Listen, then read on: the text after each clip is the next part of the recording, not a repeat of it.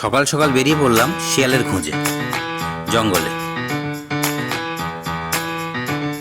অবশেষে দেখা মিলল শিয়ালের।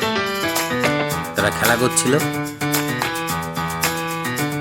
জঙ্গলের মধ্যে, উঁচু ঘাসের মধ্যে। অনেকগুলো শিয়াল দেখা যাচ্ছিল। শিয়ালগুলোর চেহারাও খুব ভালো।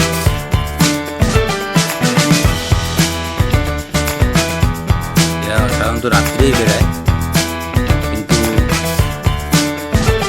নির্জন এলাকা, নিঝুম জঙ্গল, যার জন্য এরা দিনের বেলায় নির্ভয়ে এরা ভ্রমণ করছে।